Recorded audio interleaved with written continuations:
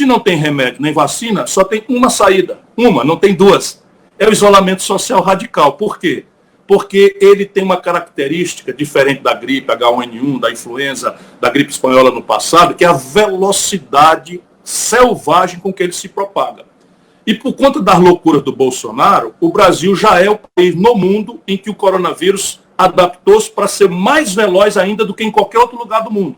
Aqui, cada pessoa infectada está infectando 2,8 pessoas, ou seja, cada infectado contamina 3. Então só tem uma saída, o isolamento social radical. E o isolamento social radical provoca um colapso na economia. Isso nos obriga, raciocinando juntos, a financiar esse isolamento radical, pessoas e empresas. Isso é uma obviedade, percebe? Que o mundo inteiro está fazendo, e a gente tem que, no Brasil, pedir às pessoas para raciocinarem. E o isolamento é necessário por quê? Porque nós não temos estrutura na saúde, nem pública, nem privada. Atenção, Barão, que acha que tem um plano de saúde ricão e que vai bater numa UTI de rico. Acabou o leito de UTI particular também. Não tem leito de UTI particular mais em Fortaleza, em Pernambuco, no Rio de Janeiro, não tem mais. Tem um hospital privado do Rio de Janeiro, e o dono me falou, ele vendo a minha luta para tentar ajudar o povo a pensar pela sua própria cabeça, que tem 30 leitos de UTI prontos com as máquinas, é privado, e não tem gente. O Brasil não tem respiradores, o Brasil não tem monitores para UTI, e tratamento semi-intensivo e intensivo. Né? O Brasil, deixa eu dizer para vocês, se apenas 10 de cada 100, 10 de cada 100, vamos lá, vamos fazer um raciocínio aqui. Se 10 de cada 100 brasileiros se contaminarem, nós somos um país de 208 milhões de habitantes, o que significa que nós vamos ter 20 milhões e 800 mil brasileiros contaminados. Todo mundo está dizendo que enquanto não fizer 70% de contaminação, não acaba a curva de epidemia. Eu estou falando um raciocínio para a gente pensar junto. Se cada 10 em 100 se contaminarem, nós temos 20 milhões e 800 mil brasileiros contaminados. Hoje nós estamos com 115 mil. E evidentemente isso tudo é falso. Nós estamos navegando no escuro. Nós somos o país que menos testa no mundo. Nós não sabemos aonde está a Covid. Mais de 1000% é o registro de enterro com gente com causa indeterminada comparado com o mesmo período. Ou seja, é o Covid.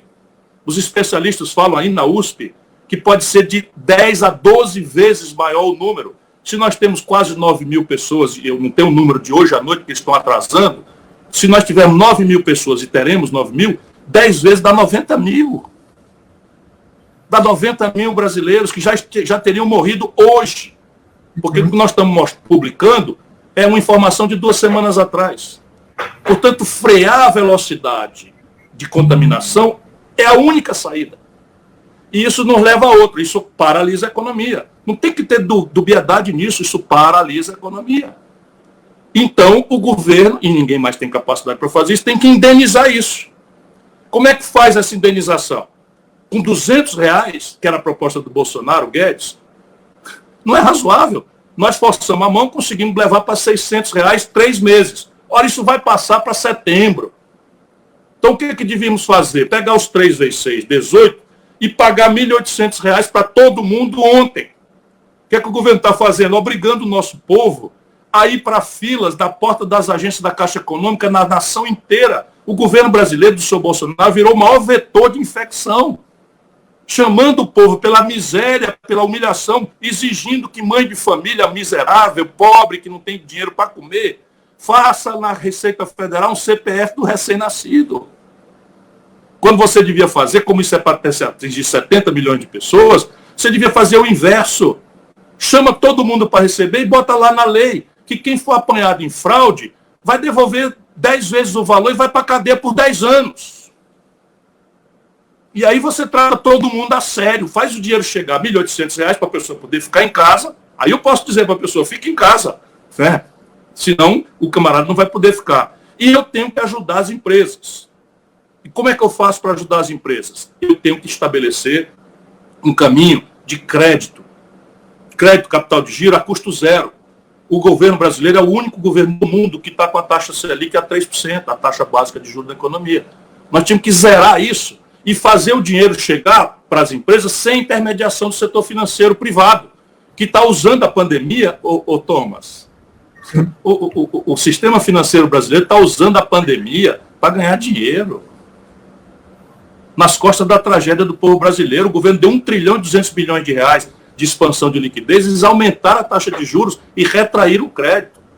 De cada 10 empresas, 9 não conseguem acessar o dinheiro que o governo expandiu para elas. Então o que tem que fazer? Fazer o Banco Central, ele mesmo, via Banco do Brasil, bancos públicos, fazer esse dinheiro chegar a custo de capital, a valor contemporâneo, ou seja, não é para dar o dinheiro, é emprestar e fazer o subsídio no prazo.